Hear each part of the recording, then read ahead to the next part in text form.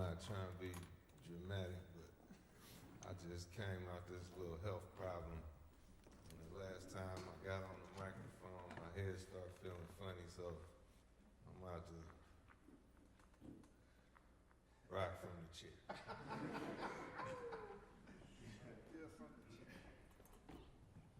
Because it's a long way to the floor.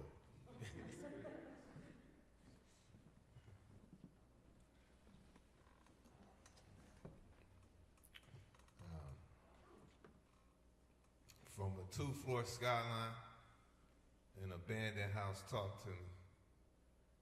It said, "Young man, you are heroic and 10 years old. Among 20 generations of friends, friends will free fall away. They will free fall up, they will free fall the walls. With 5th grade speed to industrial paint behind secondhand fences, young men use quick knife tones. Be bone and brass, be last laugh music. You are always leaving. Always one change of clothes from the door of life and escape. 2-floor skyline says you're the guy that dies in the middle. The friend more blues than skin. The face that cheap hotel schizophrenics can place with 90-mile-per-hour right eyes among dry heat killers, once children, 3 feet high, and roaming and repeating and aiming at cotton mirrors that hang on breathing walls. You are 10 years old, tagging along, yawning at well-lit violence, whistling tool shop songs. You will be useful. You will be high and alone, flying on a nephew dragon from a $20 family in a sky that calls itself just more soil.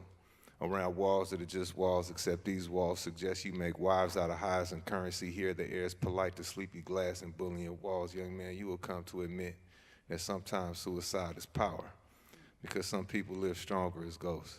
And sometimes the afterlife empties. Billions of souls enter objects like playground bullets and abandoned door frames. Even broken glass will prove it has voice too. There are 24 hours behind your back. Look over your shoulder right now. Can you hear the sound of drums punching themselves out? The sound of piano parts learned in between assassination attempts. Be bone and brass. Be bone enough for 2 souls. Be invincible again. Suffer red-eyed accents, professional fingertips, gifted victims, 6 in the morning beer, the first month of probation, the shout at the wall, see these words that shouldn't be home. Look behind you again. Be invincible again. You know, be windward. Be a sad machete. Be her son. Be a thief. Steal his back. Laugh too long. And never look away. The afterlife will empty and walk you home. Thank you. Hey, you know, this shit feel weird, man, having no gas. You know? Yeah, I should say, you know, like before I try to get into my bag, that, you know, curating this reading, like I'm really like a super big fan of both Cathy and Norm. I really, you know, when I watch them, it really is like, I don't know, it's like watching an NBA game or something like that. It's like, you know, the moves they make, and just how they carry themselves and carry their craft is just really, it's a treat to really see it live. You know, that, you know, gifts like that we usually have to watch on television. So, you know, yeah, I'm really happy to be rocking.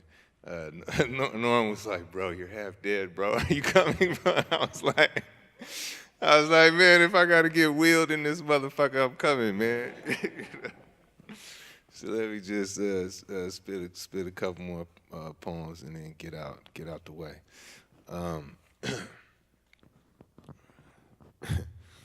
trying to think of a poem that would match the feeling in my body right now.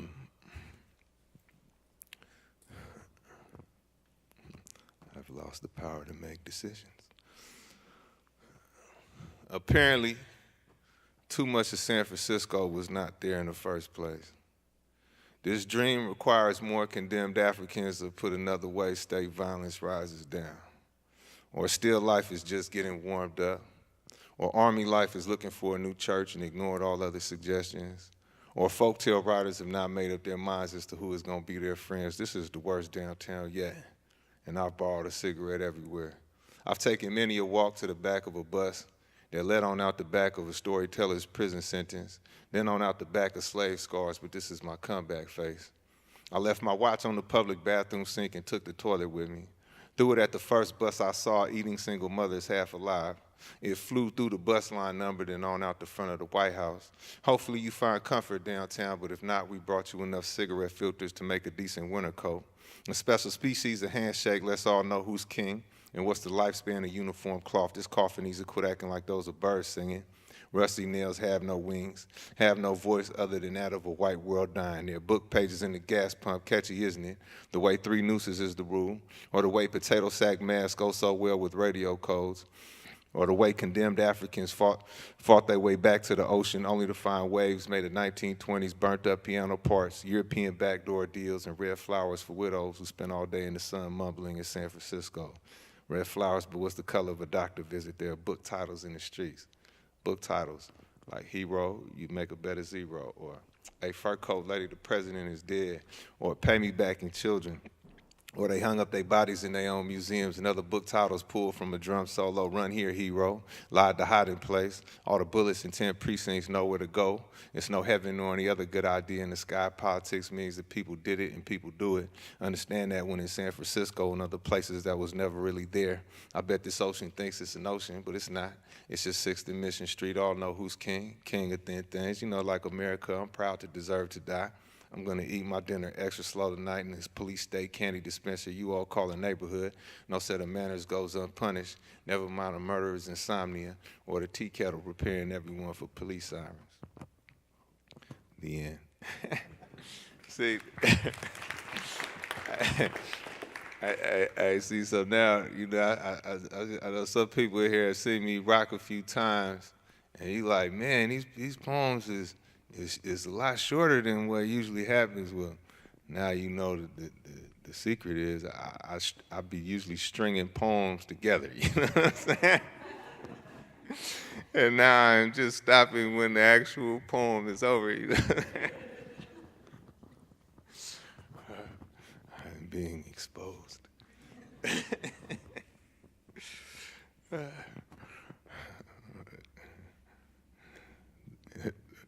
Moving along.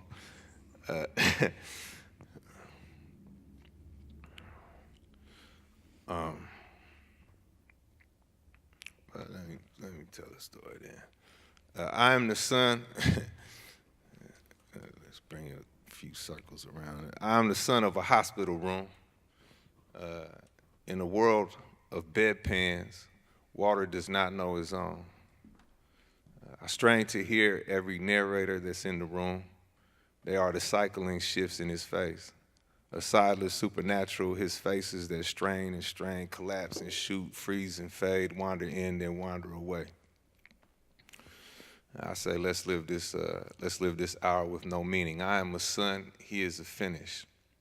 I think there's been more for you than for me, I say, and we smile like water would. But I know now, there was a dark red Sunday sitting under that Wednesday afternoon. A dark red Sunday, a wolf wearing mild skies. What I know now, Chicago streets collect and guard souls. Sons respect their last breath fathers. Fathers pass away in between 2 conversations. I know our blood is 1,000 bullets here. We are skin and edge, fast hands, hunched rivers, prison canvas, strange leaves. We agree, are organized, now named. More prison, more canvas. I mean, I should talk to his ghost with a prison pencil. Grew up watching sketch women and men turn and walk away from a foreground. Cardboard can look that deep, 43rd Street collected souls. Pops. As you travel where light means a little less, and home perhaps more, be any man that suits you. Shift low air, kneel in hurricane, splash a bending image over your face. Perhaps an image of us. Walk east, I guess. Eat hurricane. Let this lonely love you. Do not sing, do not understand, do nothing for now, do not belong. Perhaps see us again. My brother and I are driving in an empty cell lane. We are God's evil to these settlers. They might throw us under the shift change. We take wolf naps. We don't know what else we good at besides this traveling. State lines in the night tide, passing through beachhead America, passing with hurricane memory, 3,000 exits of sludge-bathed apartheid. You know everything south of Canada is extrajudicial gun oil in your local unemployment factory. In a few hours, we will fit in. Relax for now. I hop out the car and I am a dirty shoe illusion, leaning on the trunk with the ghosts of switchblades and other rusty services. I am enemy humor in traveling. Father's ashes on the back seat behind two sons in a lane not for metaphor, or maybe a metaphor about something unfinished. 1 million hands passing us through the Midwest. Last wishes by way of fishtail, daydreams by way of collision. Home in the badlands of translation, relaxed passing, great-grandparents' finger bones, father's ashes, no longer arms, just tattoos. Badlands imagination, barreling, translating a father's last trip home. We don't know what else we good at besides just traveling.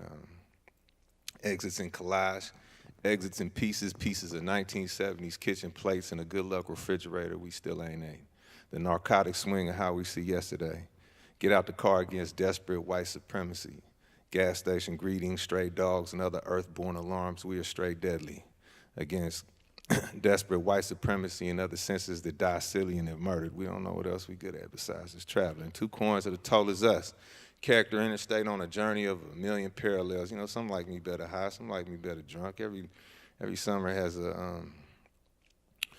every late night has a summer to it. Cousin breeze and murder rate barreling like gut-born love songs. Your ancestors is smiling as we pass the time when we ride this language past Gary 3000, a stomach with cast iron lining, proud forearms for meals, a 3-man ghost story, fishers of ourselves, cards dealt, narrative implied, maybe something unfinished, like an Indiana hurricane, or 2 midnights in Milwaukee, or no arms, no tattoos, no Chicago ever again.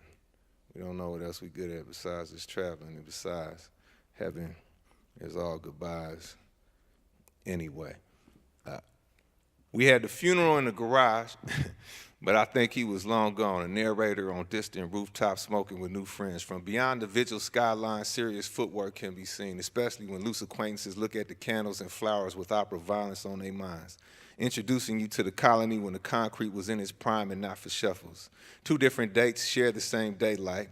We slow walk from the corner store into a flashback dust doing most of the talking about weird wars on the streets and whoever's fixing the drinks tonight, whoever is must be suicidal. You see, there's a chessboard underneath these tough guys. From beyond the vigil's jungle is the easy side of autobiography, a pretty interesting place to start a war from. Front yards are for having problems with the world. Hey, it's an easy range for the angel of everything under the sun. That's right. I can cut my throat with the sun. Hold your breath on my street if that's what you've always done. I'll tell you what his eyes say. They say all dust eventually has to be human. In his pockets, it's winter already. Knuckled and wrist and psalm and street green letters, here lies in half asleep young skin and tattered page 1. Page 1, all staircases are open air and will be the first to talk at the poor, so will it. Page 2, just pieces of subtitle, mouths talk last. Page 3, someone's dead already. Page 4, every system is suicidal, the poor, so will it. Bus loops its route, last stop already. Let me sleep again, it's all staircase here. And I remember when he was eye to eye with the lowest branch, crying breath into the hand of an avenue. Our shirts made somewhere in the land of firsthand. Trash wasn't yet trash, running away really isn't running away. Shoes would witness an informal prayer, something like, I know you see me, what should I call you? I'll never be anything you need to forgive. And we've been New Heaven years ago. Heaven becomes our street shoulders, which are his, which is a homegrown cadence on the city bus, rubber and brief eyes. He was the saint of strays. You know, the first story you learn in San Francisco, moving with sleight of street, which is his. My little brother slides. The smoke says still, there was hammers in my cradle, which made some people scared to check on me. Because God would have a devil and State Street would have a resurrection and I'd be a menace. Menace to veins. Veins that the city protects with precinct flesh. You know, people actually work and marry here. The sun actually comes up. Hey, have you heard the one about ghetto dwellers? Bang, they all duck. Well, look what the heathen drug in, man. What is that, my bullet? Who is that, your son? Have you heard the one about last names? Did you know that late night talk is the car door to the soul? I don't think we've been here before in some type of criminal heaven controlling every headlight for miles. Hey, if the journey has pain, it's the way I came. My name is on this seat. Royalty among mimes would be my right hand, or it'd be a brand new hammer, a wolf traveling at the speed cities in, interpretations of shot men. You know hands are the only place souls are actually found, and fists get a road trip too. Hey, maybe you should mind me. Or maybe I paid too much attention to this black coat as I was growing up in a wrong lit room. At least the walls was nice, guys. At least I had this sea. At least I got this ocean when her words freeze and Central Time is up. When my family relapses into suicidal neighborhoods and can't depend on me. When black children are sad. When there are guns everywhere. When death is here and I'm a new kind of nearsighted and she's a new kind of lovely death is. Writes a front yard passes people getting beat up. I say, I'm not paranoid enough. You got a taste for violence. I've winked at 3 funerals. The Lord gave his only begotten temper to me. Death knows me by nickname. I call her nothing cute. Lord, let me see the enemy in my circle. Let me see that the enemy is my circle. Let my circle kill me. Let me not stay dead. See, I know who I am down to the street sign. Streets pass my life back and forth. Pass me into gambler jokes and cigarettes. And here I am thinking this is what you call driving at night. Or this is what you call 35 miles away. Freeway and all smeared all over the city. How do you write letters with a building on top of your head? With a building feasting on you, with 1,000 backs turned to your kids, without her subtle gesture to interpret, in the middle of a backfired resurrection, with a president who was out to kill you. I only got one gun to speak of still. I sleep good in August and nobody talks back in traffic. An interestingly handsome bastard, had to match a violent song. I mean, I'm like a hi-hat on its own, motherless though less of a child. Projectiles become tires, choirs suck down liquor. 5 floors become audience for a dancing killer. You just a dancing killer? Mid-water walk. Outline all over the state. I've seen a bullet become a cheapskate. You know, bodies in the bargain, handsome but hardened, prison era, Spanish cells, black as will. Run tell about my level. And what you seen me do to water. And what you seen me do to men. The last of a dying group of friends, you know, another city ends. Hold on, I think, man, the tiger can't pick me up. Hold on, let me see if I can stand up. Hold on, you understand? Something just, you know. Hold on. Shit. Am I possessed? Let me take one crack. And then I will sit down. Shit, fuck it. Look. A lot of God can happen in 2 seconds. Or was it 3? That much heaven, though. Here's a man before a fight. A leave me alone type character emerging from the penniless death of a one-way street fiction. That's just a fancy way of saying I'm gonna make it even if I had to drive backwards. And all I got is chord changes and 1,000 backhands. Driving the street like I'm choking it. Car full of nephews, hasn't been a sun since November and there hasn't been a street I can't choke to death. This city better back down. Hey, you see this gun on the table? And something about staring until it all feels stable. Why wouldn't I protect everyone? All my death sleep late, my son better be quick. My daughter better shoot first because we fall for no one. You know, we fall for nothing. Okay, the first thing you feel is the heat. This lady would telling me about possession. Drink life neat is what I mostly hear. And most of the world leaves me alone. To breathe smoke like a giant, to go to jail every once in a while when the genocide kicks up in late May, when politicians have too easy a time. I'm gassing backwards out of one-way street in honor of myself and in honor of you, if you understand the nature of the world. How long I've been just like my father? One hell of a resemblance, says the anxiety of the neighborhood. This is a crossroads or a crossroads narrative or so much crossroads, people get in the habit of turning back. You know, turn back only to find themselves remembering me, but not my last words. A man before a fight, she'll feel the heat. But there's nothing to keep in mind. Shit, there's nothing to remember. Really, there's nothing to be, just this moment and another. And then stare, then the table legs go fuzzy, and Friday's an unfamiliar face peeking in the window. It's cool to panic for a second. Composure is wasted on your worst enemies. People are marked on that sidewalk. You the only thing life-size. Everybody knows this in a wire hanger empire. When the blood stops walking, that feeling isn't father enough to be permission to fold. You better swing one more time. You know that father of yours rose from the grave and said, just give me 5 more minutes. He said running water is a myth. It's us who are running up, down, and all alongside this water. And people don't rise from the grave, they're not laid down neither. It's us who flip all around their body, so beware when the people around you look like they about to jump. It might be your time. You'll feel the heat. And when 4 walls demand to be 4 walls and the earth outside mutes, don't panic. Don't try to recreate the earth outside. Don't tell jokes to yourself. Don't even talk disrespectfully to the 4 walls. Instead, unclench your fists and walk away. There might be heaven if you understand the nature of the world. Guided by teeth goes this country. There's a cow's mouth on the flag. A peculiar notepad holds street life dear, but the writer's not here. He's somewhere talking to tombstones about the good old days, or splashing reborn water on his latest face, or wondering how his old gun is doing in the afterlife, wondering how much death trap is in those gas station hours. It got to be $1 million a day on this concrete island. New engine in the moon, why it never goes down. I mean, 72 straight hours of night, at least according to everyone's posture around here. 8:30 in the morning is really 30 minutes of closing. The city shuts down for a sleepy rat race. Elevator shoe shuffle to the nearest heaven. Laughing with rats the whole way up. scab. You know, scabs everywhere in puddles of city and concentrated schools and TV-lit warm rooms. The light reveals military fatigue when it hits just right on the ties that are wrapped around the necks of lazy white guys. You know, empire is too easy, baby. You can chant at the walls all summer if you feel like it. The best way for a target to move is shooting back. Running for a tree line made of freeways. You know, wisdom says against a war machine on Tuesday, you stand no chance, but may we be the last poor men to play it safe. Cow's mouth on the flag. A politician raises his hand, and the crowd shows their teeth. An oligarch raises his hand, little girls are not safe outside. Shit, you are all high, depressed, and comrades in function. In 15 minutes of closing, and the city has survived another black rebellion. We just paying dues by trash fires, not just anybody can say. And don't you love how deadly things whisper in a moment, and people kill like feathers fall while everybody's screaming inside? The writer knows that death is not a matter of dignity, rather humor. In a house that smells like roach races or nuclear percentages on torn stalls, I mean, here life never was. Just lazy matches and manic inhumanity, shit, hands rushing away from life towards stalls. What are we doing here? Surviving for no reason in particular, you know, because nobody going far today. Nobody go far tomorrow, shit. Trust me, hell and heaven cannot count. At strange gardens with secondhand clothes play, and concrete wishes to be human so that it could be accountable. Where they find you drenched. And drains wish to be human so that they could be worthy arms for you to die in. Hey, greet them all, grandson. Prepare for the day when every child is calm, and don't say we ghosts didn't write you a poem. Don't say we didn't dig your life. You remember the shotgun by the coat rack that everybody in the house knows how to use? You remember the tightrope made of needles for walking in between driveways and man-made best friends? Go ahead, grandson, tune the street again. Never mind, this country kills musicians first.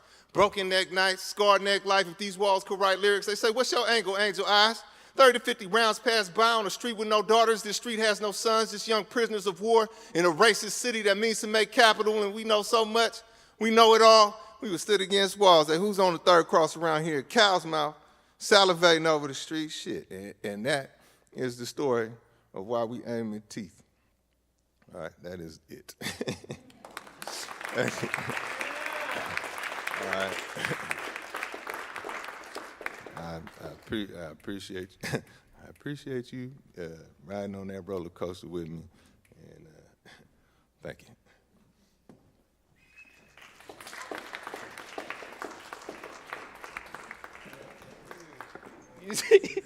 You don't have to do that. That's okay. You were stringing them together at the end, though, weren't you? Ooh.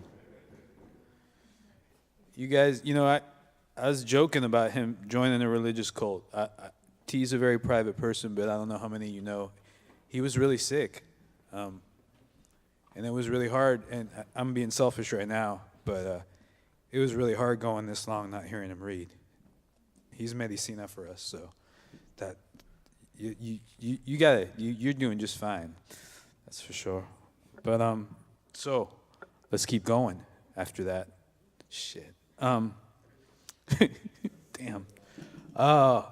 You know, the next two poets, let me backtrack a little. I'm going to ramble a little bit. I hope you're okay with that. But this week, Paul Flores actually made a comment on Facebook about poets as memory, and poets as kind of remembering our neighborhoods, you know, and by our neighborhoods, I mean La Misión, of course.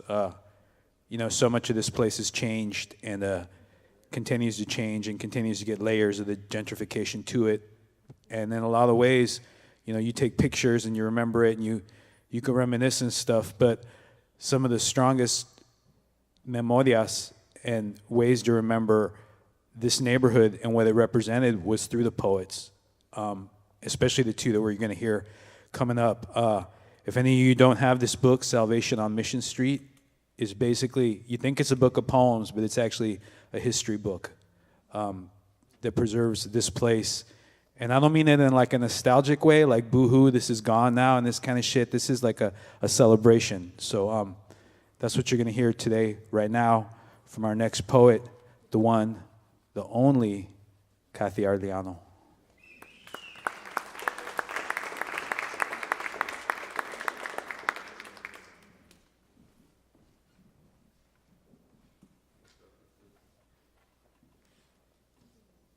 Everybody, thanks for being here. Thank you, Tongo, for inviting me. And the first poem I'm gonna read, I love history, it's true. There's a book out there in the world called The War Before the War, Fugitive Slaves and the Struggle for America's Soul for the Revolution, from the Revolution to the Civil War. And this guy, Andrew Del Banco, wrote that. And he wrote an article in the New York Times, and so I stole his words, and I cut out some extra words that he had, and I got this poem. So it's a found poem that I found or stolen, but here you go. Okay. Fugitive Slave Act and Immigration was the title of his essay, and so here's the poem of it. Southern border separation, children, parents, president's denigration, non-white migrants, denying birthright citizenship, pledge federal troops, caravan frantic refugees, not first time president threatened, returned them to horrors fled. African Americans, not human, property, no different, cattle, sheep. South Carolina, Act to Prevent Runaways, 1683. 100 years later, Georgia Nightly Slave Patrol. Philadelphia, 1787. Problem, new nation, slaves running, freedom. Article 4, Section 2, Clause 3, Constitution. Founding fathers stopped them. Right to recover our slaves. Stating easier than carrying out, just as build the wall easier than building. Obliged to return runaways, obliged to return stray livestock, stolen cash, but boundary, slavery, freedom, porous. Slave owners cut off, shoes collected at night. Runaways resisting, killed with impunity, only witness, killer himself. Most fugitives never far, tendons cut, faces branded, kept on trying. Just as in our time, immigrants keep coming. 1840s, fugitive slave problem, gravest of all questions, cause for secession. Congress tried to solve August 1850 Fugitive Slave Act. President signed law without mercy, denied most basic right, habeas corpus, right to challenge detention, forbade own defense, trial by jury, disallowed exonerating evidence, criminalized sheltering fugitive, required local authorities assist recovering lost human property, free Black people in North, even never been enslaved, lives infused with terror of being deported. In South, deepened despair, already desperate. 1851, free Black people organized resistance. Norfolk, Virginia, slave catchers seized young man Shadrach with his waiter's apron still on. Black crowd gathered court square, rushed courtroom, hustled, whisked from Boston to Cambridge to Canada. Lancaster County, Pennsylvania, slave owner tried forced return, shot, killed by Black man. Syracuse, biracial crowd attacked police station, clubs, axes, battering ram, Canada. Milwaukee, Joshua Glover escaped, held until 20 men. Large timber, bum, bum, bum, down, door, out, Glover. 1850, more than 3 million Black people legally enslaved within country's borders. Politicians, racist. Chief Justice, United States, Blacks have no rights. White man bound to respect. Boston, New Bedford, Syracuse, Cincinnati, Rochester, sanctuary cities. Black people feared law enforcement. Congress, courts collapsed. Fugitive slaves, 19th century, undocumented immigrants today, non-persons. Who isn't human. Declaration of Independence, all men created equal, unalienable rights, life, liberty, pursuit of happiness. 1854, Abraham Lincoln, re-adopt the Declaration. Post-war, constitutional amendments guarantee citizenship, right to vote. Former slaves, naturalized immigrants, The New Deal tried. The Civil Rights Movement tried. Dismantle Jim Crow. Age of Trump. Rights constricted, rescinded. Self-evident truth. All people, life, liberty, pursuit of happiness. Long way from settled.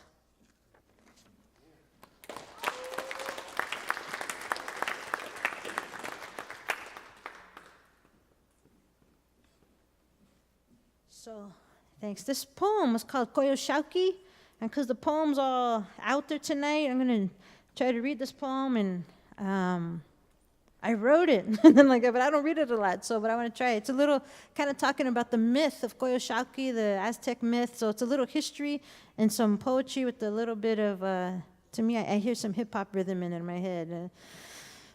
This is ancient history. Koyoshauki is the moon, and Sensonhuitzanwa, the sea of star brothers. They know the sun, Huitzlipochtli, will destroy their sister Koyoshauki.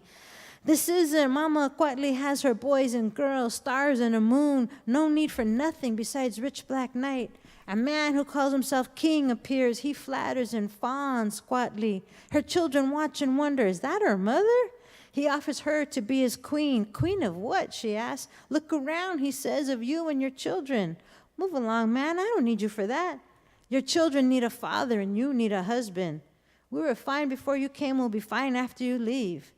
I shall leave you, but take this feather as a token of my love. She doesn't believe his word, but places the pretty plume in her bosom anyways. 9 months later, Cuatlicue complains to Coyo about her belly.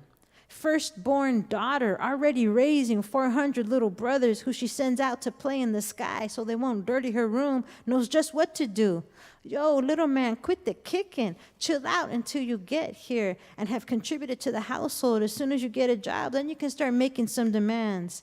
Huitzli hears Coyo and responds, hold on, big sis, with the big dis. I'm here now and ready for what's mine, mama and the 24-hour day.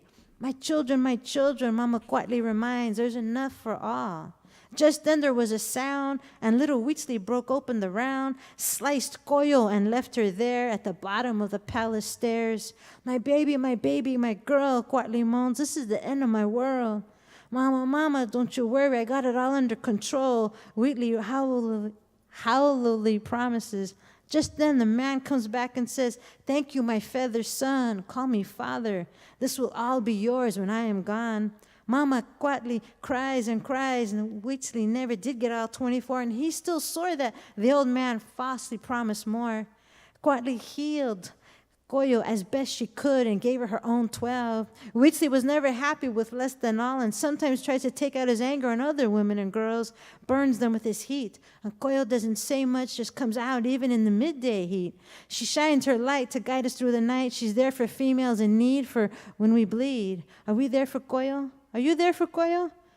If you're there for Coyo, let me hear you. Coyo, Coyo, Coyo. Coyo, Coyo, Coyo. Coyo, Coyo, Coyo. Koyoshauki. Okay.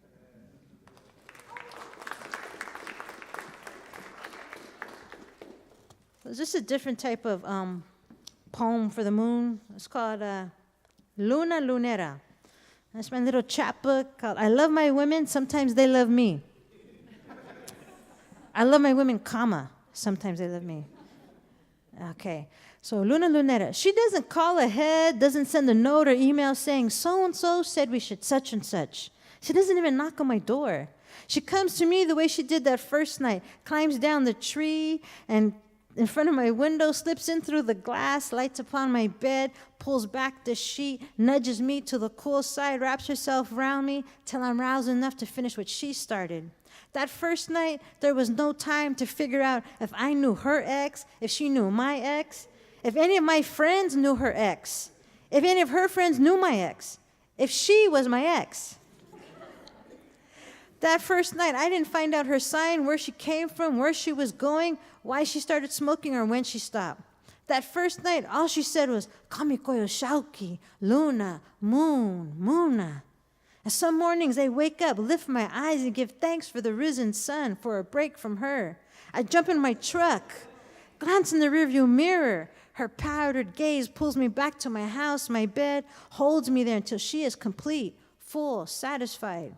The night I want her, I need her. I open my window, brush the birds from branches, and wait.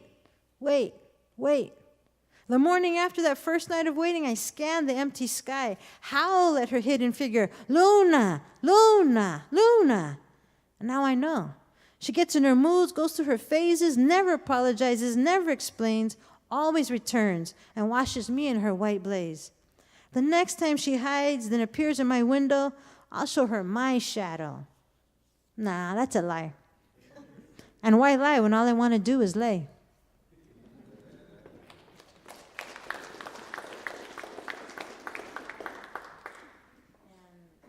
You know, history, I do have a lot of history in my work, and I'm going to read from here, but you got to know what's coming up on April 13th. You want to mark your calendars, because April 13th is going to be a night of poetry and other performance, and it's Tongo's going to be there, Norman's going to be there, and about 10 other folks. And we're going to be commemorating the 50th anniversary of the trial of Los Siete.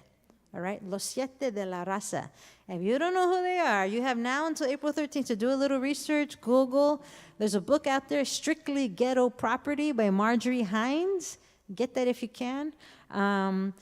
Like I said, do some local history research. A quick story is that 7 Central American Latinos were arrested on May 1st, 1969.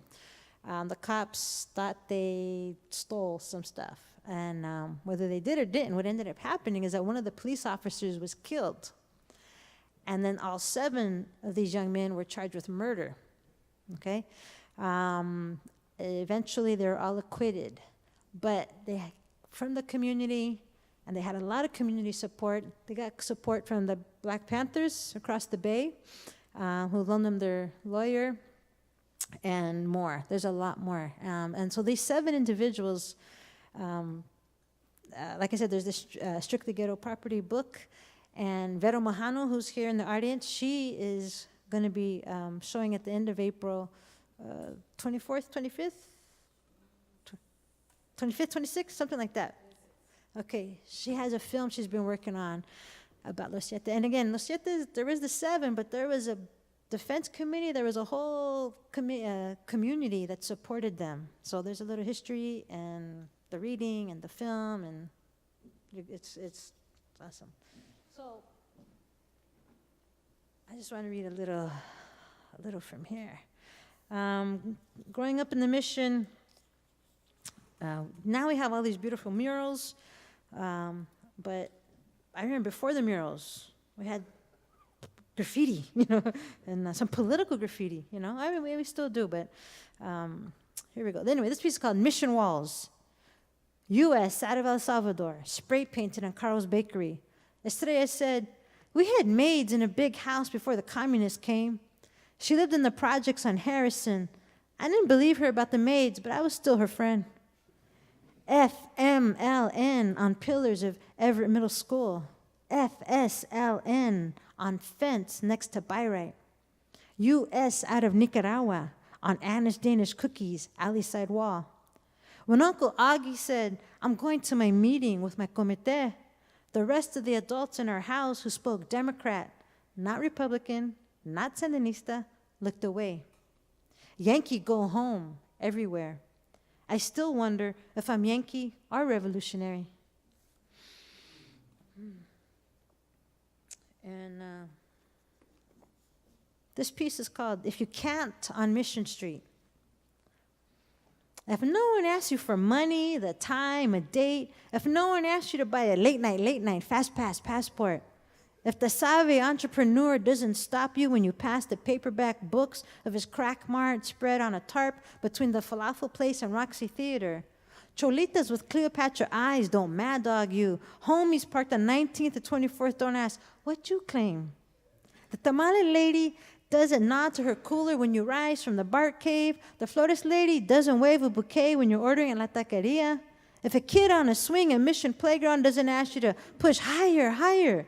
A child on the merry-go-round at Dolores Park doesn't ask you to spin it, spin it.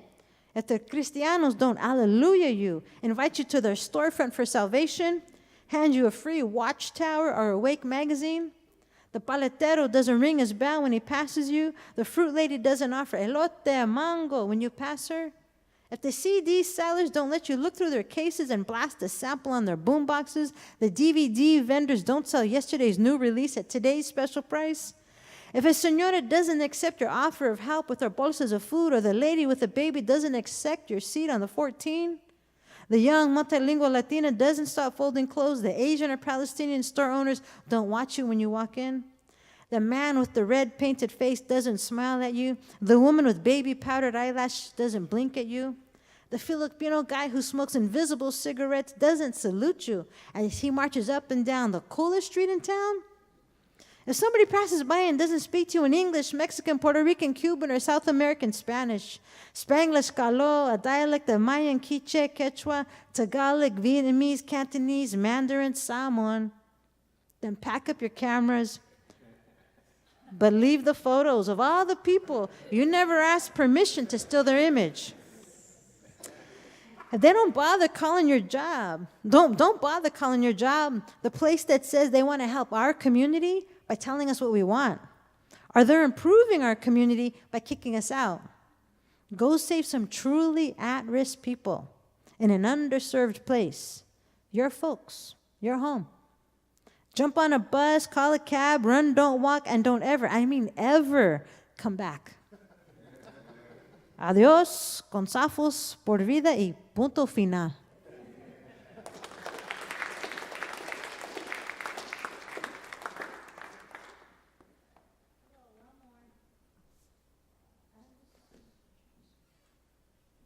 Thank you. Let's try this. This is Hotel Mission, hottest show in town. And this is for Tecolote, the bilingual paper. It's been around for like 40, 50 years, something like that, 45, I'm not sure. So Hotel Mission. Flame, spark, spike, singe, gobble, swallow, devour. Smoke climbs an invisible circular staircase. Hands cover frozen mouths, white eyes closed and open, hoping for hope. Residents, tenants start to survey their losses. His blank checks that are useless 29 days out of the month. Her photos of family who she left long ago, or they left her even longer. Lose count, start over again. They dream for that morning's last place position, where at least they had a place to sleep. They scoop mail from a grimy puddle called temporary shelter. The owner who threatened to sell each time there was a leaky faucet, rat or roach invasion, rickety staircase complaint, has been courting his projected profits since the last boom, makes a quick call to a contractor, hangs up with a hot damn. It's just how it goes on hot days in a hot market in a hot city. Thank you.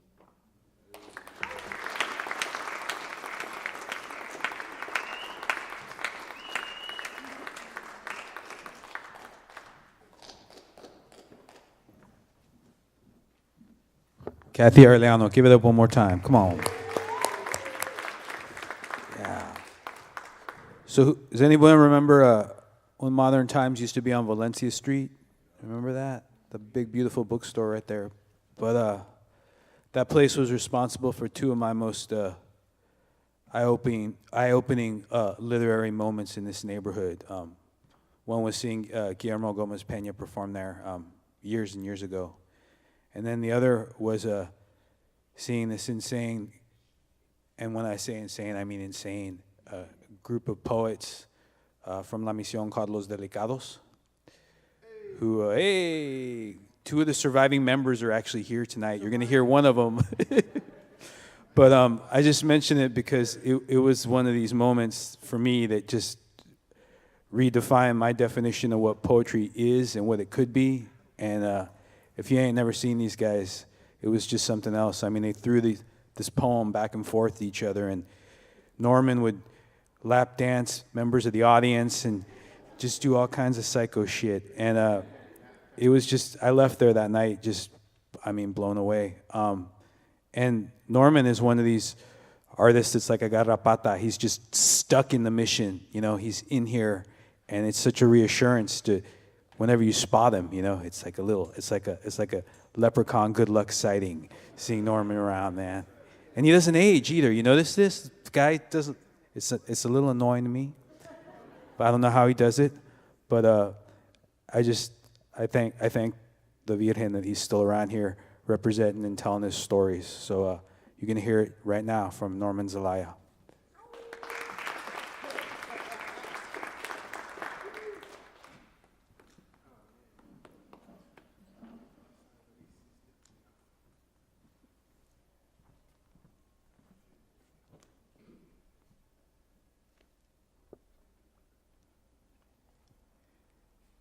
The neighborhood was Saturday afternoons and 7-month summers. It was long summers in the swimming pool for a dime. It was ice-cold water. It was a frosty wind. It was blisters on my shoulders like pennies, goosebumps on my belly. It was splashing in the shallows, wrestling in the water.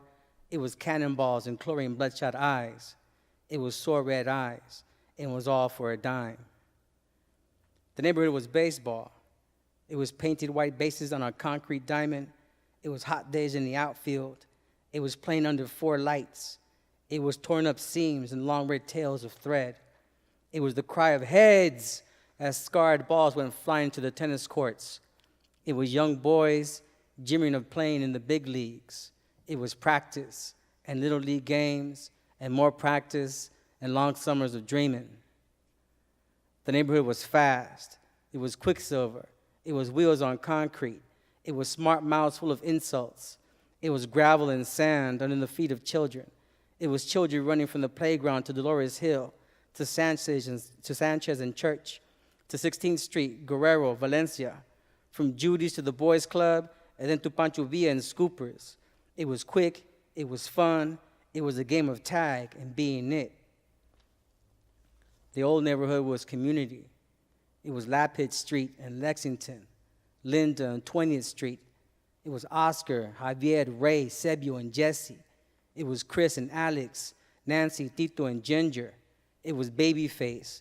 It was Muggsy. It was Teresa and her cousins. It was alive. It was wind. It was screaming. It was flesh, a new skin, several hands. That was from like something I wrote over 20 years ago. And it's appropriate because tonight is like a who's who, 1997. Starting with Paul Flores, and Cathy, and Beto. You too, Javier Huerta. Josiah, you're in there too. This is like my 3rd or 4th time reading with Cathy. And over the years, we've developed a minor Cirque du Soleil routine, right? Like when she gets on the floor on her back with her legs straight up in the air, and then I sit on her feet, and she starts kicking, and I spin like fucking pizza dough and shit. Like we were gonna do that tonight, but Cathy's back is acting up a little bit, so I'm not gonna do that one. Next time, April, right? April 13th. She'll get into shape. But it's special, for me to have Cathy and Beto here tonight. I mean, I grew up in this neighborhood. I recall what it was, in the late 70s, early 80s, and listening to Cathy and Beto. I've always wanted to have big sisters. Right, so it's been very important for me to have them during this time as I've been continuing to grow up, listening to their stories, and I've learned new takes on Cholo culture, right? I've learned what it is to be Cholo fluid, right? We are Cholex. Sounds like a watch for Chicanos, right? It's made of tin and shit. When you have to be late, but on time, Cholex. Precision CPT.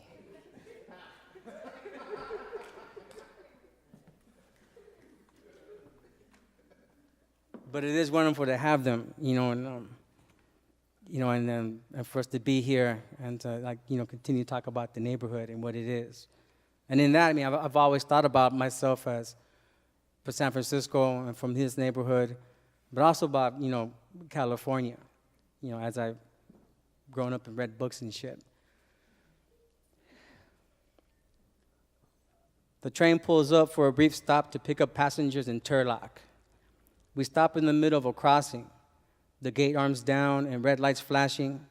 The scene is all straight lines, the horizontal tracks, the perpendicular intersection, the parallel lines of the street reaching out to the vanishing point in the distance. The train crossing is overrun with jackrabbits, long and lean and oddly comfortable as they sit on their muscular haunches, lined up on the wooden ties, the only residents up and about on this warm morning. The streets are hazy with specks and dust. The telephone lines and steel rails are like something out of Steinbeck. Strong people found in this town, folks of hardy stock eking out a living, miserable work laying down the railroad line, toiling, laboring, at the end, patting their brow with the red handkerchief, smudged with sweat and dirt, glad to be through another day. The town is covered with dust from the townsfolk who worked themselves to the bone. At least that's how I imagined it. The train lurches forward and gets going again. Turlock comes from the Irish. Turlock with an O-U-G-H in County Mayo. Melly scrolls on my iPad, curly locks hanging over her curious brow. She's too much woman for me, way too much dame, you lucky so-and-so, she would say. Melly balances the iPad on her knee and stirs what appears to be a Bloody Mary. You bought that on the train? I brought a thermos full of Bloody Mary mix, Ace. A little bit of hair of the dog.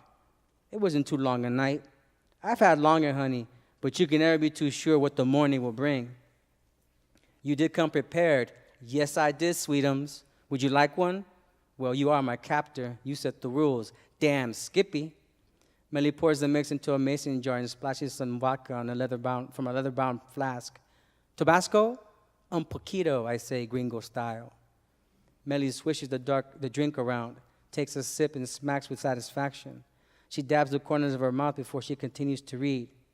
Turlock is a railroad town founded during the construction of the Central Pacific Railroad. Do tell. I take a healthy drink. Interrupting. Please, my good woman, read on. It was a prosperous hub of activity, and with prosperity came racial strife.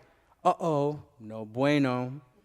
It seems a mob of 150 white men evicted 60 Japanese cantaloupe pickers from their rooming houses near Turlock, loading them onto trucks and taking them out of town. Their plan didn't work out, though. Fruit growers didn't like their tactic and threatened not to hire such unsavory characters. I should hope not, good sirs. Men of true integrity. What? Ahem. Too much ham. Forgive me, my lady. Please, continue. Melly gives me a wry gaze. The whole thing got some national steam. The governor vowed justice would be served. 6 white men were arrested. Huzzah! 6 white men were acquitted. Wah, wah. The Chronicle was both against the eviction and the actual Japanese, stating in an editorial that we in California are determined that Oriental workers shall be kept out of the state. Damn, the Orient covers a lot of people. You don't have to go home, but you can't stay here, my dear. Eviction is eviction is eviction. Sounds like a place I know, babe. La Mission in reverse. A place for hipsters and the nouveau riche to lay their weary heads. Mi barrio long gone, Ruca. Except for the vegetarian burritos and doñas to care for tech boom babies. No room for the traditional homeboys seeking a break. Actual Japanese need not apply. Nor you, for that matter, Brownie. Eviction by any other name is still fucked. I zerbit you, chronicled. But, Melly raises a finger. That does not mean that the decent citizens of California will tolerate for one moment such proceedings as the attack of a mob on the Japanese cantaloupe workers in Turlock. Not so long as there is Puritan air in my breast, milady. Here's to integrity and decency. We raise our mason jars of Bloody Mary and clink. And, Melly wipes her mouth with her forearm, Turlock, O-U-G-H in County Mayo, has the most churches per capita in these United States. Believe it or not. deeply religious folk. This land will do that to you. The sun is to our right, but high in the sky, bathed in the green agricultural rectangles and golden foothills in the distance. The ride to Merced is uneventful, pleasant, rocking easily, Melly scrolling and reading me the Central Valley's dirty secrets, refreshing our mason jars now and again.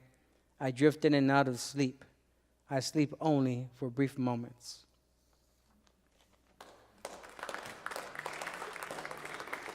Thank you.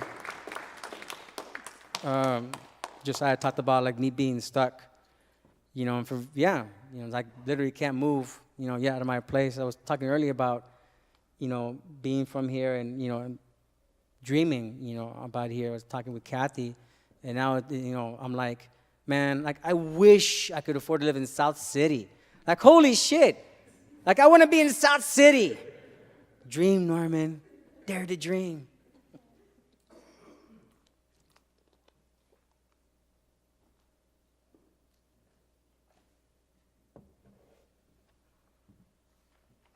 But I'm still here, and the folks in this neighborhood, still inspire me.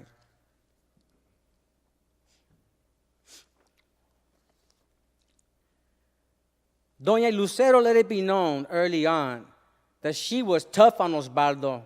When she had to, she raised her voice with him. She was mano dura because she wanted him to be raised with educación. She all alone was bringing up Osvaldo because that's the way things had turned out. Desgraciadamente, the boy's father was a good for nothing and only came around when his vices permitted him and when he wasn't busy with his women. El cabrón que es. Perdóneme, maestro, pero yo hablo así. That has always been my way, she said, and I bowed my head knowingly, of course, and urged her to continue with an open hand. Por favor. Bueno, maestro. He only comes around to mess up the boy and spoil him with candy and toys and video games on his phone.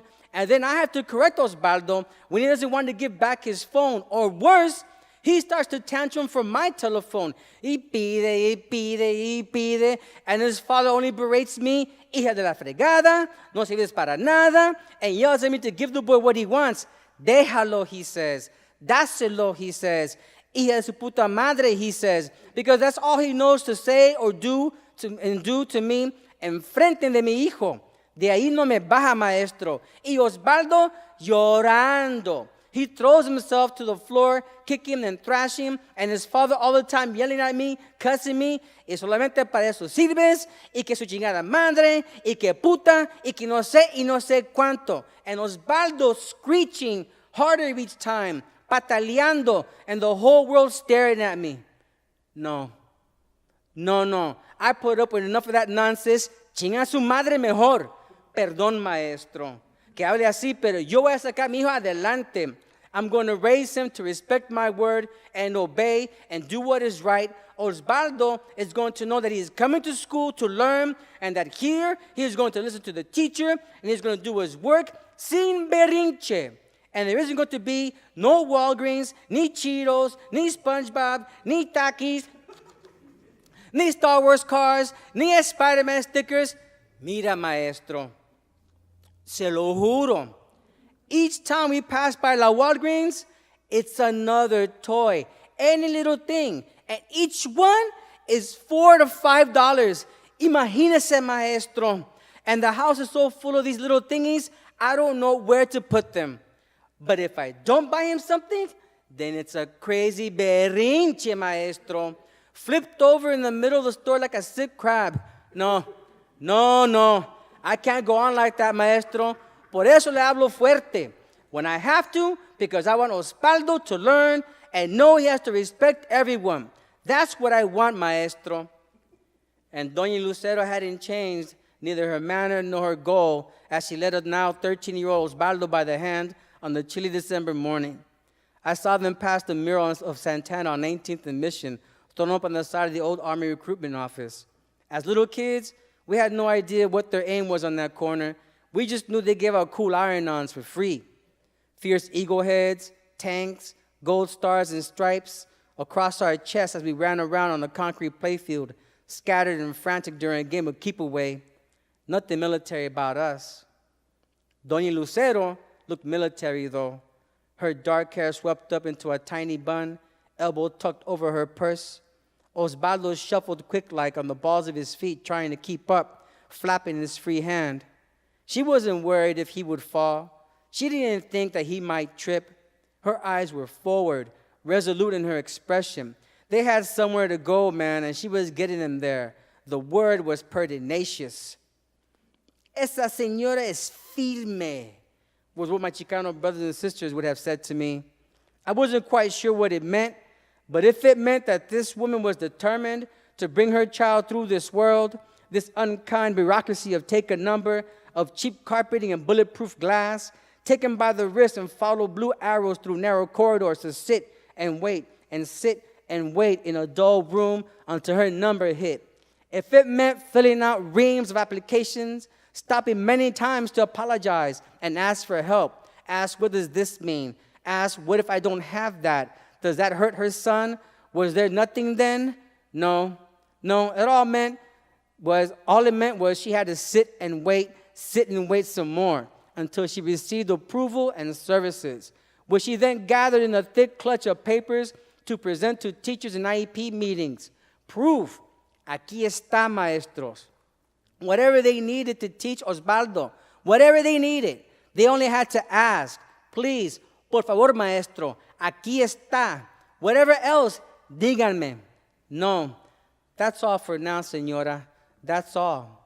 So Doña Lucero got up extra early to make sure Osvaldo was on time and ready to learn to read and write and make friends and have a good school experience like anyone else wanted for their child. If that's what it meant to be firme, then Doña Lucero was firme as fuck, chinga su madre. That was love. Sometimes it was masked by a briskness and impatience with wanting to be heard. Perdóneme, maestro, for cutting you off. Or by the despair of asking why. Why is my son this way? It was overcome by the shame of having to respond to gente wondering, what's wrong with your hijo? Or worse yet, blame, like what did I do? Was it my fault, maestro? Did I do this somehow, sin querer? It looked curt, ungracious at times, but it was love for real. Unconditional as she soldiered on, carried by that enormous amor de madre, damn it. I remember Osvaldo's emphatic refusal to go to school. I heard them coming down the hallway, the no quiero escuela getting progressively louder until they appeared in the doorway. My students calling out, buenos dias, Osvaldo, unfazed. It was no quiero, no quiero, no quiero, each and every single day as she dropped him off, late, 30 minutes into the school day, stamping his feet as she gave him instructions to pórtate bien, escucha al maestro, and then entered into brief negotiations as he clutched her waist. ¿Quieres loud house? Sí. ¿Quieres loud house? Sí. Okay, entonces, listen to maestro, and at home, te doy a loud house. But as she moved to leave, he screamed and grabbed her wrist. No, wait, un beso, mamá. Okay, un beso y me voy. So she kissed the top of his head, but then he threw his arms around her neck and held on for dear life. Ya, Osvaldo. Ya. Un beso, mamá. Te quiero decir algo. Osvaldo. And at that point, I had to intervene, slip between them so Doña Lucero could pry herself loose, turn, and walk away. Osvaldo collapsed over my shoulder, sobbing miserably, slobber soaking into my shirt. Doña Lucero steamed down the middle of the wide hallway, fists pumping low at her sides. In her mind, I imagined rolling through all the things she needed to get done before making her way back to pick up Osvaldo at the end of the day. No, señora, Doña Lucero, it wasn't anything you did. But eventually, Osvaldo was happy and curious and liked to listen to stories because of you. He would sit with me and one other student, and we did picture walks of storybooks before I directed them to read. And his first move was always, no quiero leer. Osvaldo, no quiero. Osvaldo, how do you get what you want? No quiero leer. No. Doña Lucero had told me to call her if I ever struggled with Osvaldo, so then I'd move for the phone. No, sorry, maestro. Sorry, maestro. How do you get what you want? Palabras amables. Gracias, Osvaldo.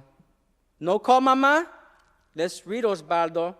I'm sorry. Un beso, maestro. No, Osvaldo. Let's read. Un beso, mamá. Sí, Osvaldo. A kiss for your mother. You sad, maestro? No, Osvaldo. Let's read. Okay, maestro. And he'd point to a word and furrow his brow. That was all you, señora.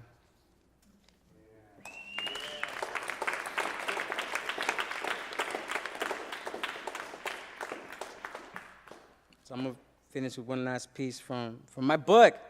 Woo! Tongo and Cathy got one more on me, so I'm working on new stuff. I'm going to catch you. So I just want to thank everybody for coming out tonight on Monday night. You guys are hardcore, man. Give yourself un aplauso para ustedes. Give yourself a round of applause. And shout out for Tongo. Tongo the other night, Friday, he's got his midnight mic. You know, and he did a Shine. You guys seen the movie Shine? Right? The part where he does the Rachmaninoff. Like, bangs it out. He was flowing. It's just afterwards, it was wonderful to see. Terrifying. If we're all worried about you, but like, still badass stuff, man. That's how we all want to go out. Stopping at the ATM on the 16th and Mission, a strung-out homegirl reached out to me as I waited in line. I had noticed someone pacing near me, first behind me and then to my side, but I didn't trip. This is 16th Street. I'm home, right? I know what's up. People trip up and down this street. People gawk, people stare, people look at you all crazy and shit. They take up space and are constantly moving. We all just mind our business, right? Suddenly, she tugged on my sleeve forcefully, not really aggressive, but with intention, confident. She was familiar with me. She wasn't trying to harm me. She just wanted my attention. Hey, come on. Excuse me? Come on, let's go. She wore a gray zip-up hooded sweatshirt. It was open to the chest, and I saw that she had a white tank top underneath. Her khaki dickies were smudged and sagged, way too big for her, and she kept one hand at her waist at all times. Her cropped black hair was pulled back into a bristly ponytail. Come on. She waved at me to follow her. I didn't move. I stayed in line. This time, she took me by the bicep gently and tried to lead me away. Let's go. Where do you want to go? Her face was as white as mine, alabaster even. She had a few freckles on her cheeks and many more congregated on her nose. And she had dark, dark eyes. She looked directly into mine, but she couldn't get me. Confused, caught up, a bit frightened because it was like she knew me, but nothing was coming back. She searched in tiny shifts. Man, she was messed up. Her mouth quaked, wanting to talk to me. She just couldn't. All she could muster with both hands on my arm was, let's go. Let's go. I can't. Come on. Come on. I shook my head a slow no. Please. And she squeezed me lightly, pleaded with her brow. She tried to get me out of line again, harder this time. No, I can't. It was my turn at the ATM. Come on, let's go. I want you to go with me. I'm sorry, but I can't. She stood next to me as I slid in my debit card and took care of my business. I deposited one check, and they made a transfer from one account to another. She leaned into me, shoulder to shoulder. She brushed the hair over my temple with her fingers and watched intently as my hand typed in numbers. Her eyes were all stars. I touched the return card button and turned to leave. Okay, I have to leave now. She took my hand. Her face was sticky, dirty, like she had been eating colitos de miel with her hands and then licked her fingers clean. She was like a little kid.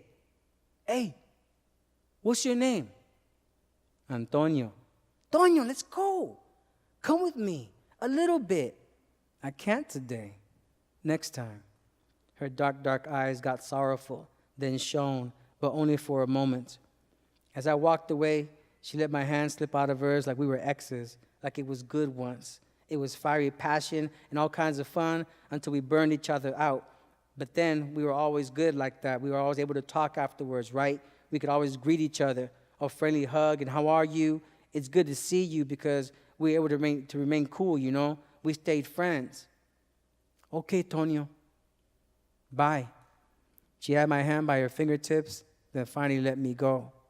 She turned around, hiked up her ill-fitting dickies, and headed toward the corner at Mission, winding around and searching, all scatter-minded, stopping to check something in the garbage, in a window, on the ground, jab step like to avoid somebody when no one was in her way, all helter-skelter, herky-jerky, looking back for me once, twice, then turning around, looking for someone else. Thank you.